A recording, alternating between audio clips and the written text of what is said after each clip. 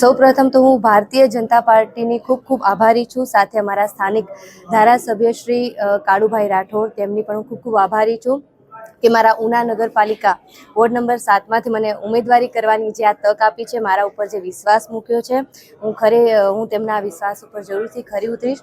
અને સાથે હું જનતાનો પણ ખૂબ ખૂબ આભાર માનું છું કે ગુજરાતના દરેક ખૂણે ખૂણેથી મને જે લોકોની શુભેચ્છાઓ મળી રહી છે. સાથે મારા ઉના શહેરની તમામ જનતાનો પણ ખૂબ આભાર માનું છું કે લોકોનો ખૂબ સાથ સહકાર અને પ્રેમ મળી રહ્યો છે. બસ આવો જ સાથ સહકાર અને પ્રેમ આપજો. આપણે સૌ સાથે મળીને ઉના શહેરમાં જે છે એનાથી પણ વધારે સારો વિકાસ કરીશું, આપણે સૌ સાથે મળીને. ધન્યવાદ.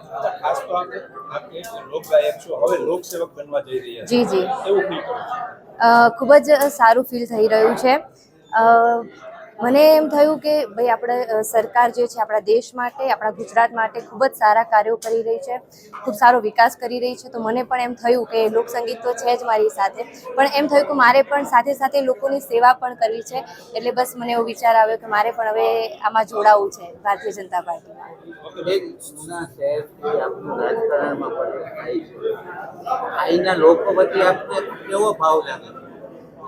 ખૂબ જ મેં કીધું કે ઉના શહેર એટલે મારા માટે તો મારું ઘર જ છે, મારું સાસરું છે.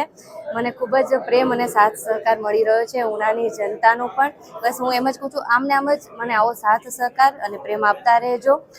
આપણે છે એનાથી પણ વધારે સારો વિકાસ સાથે મળીને કરીશું આપણા ઉના શહેરનો.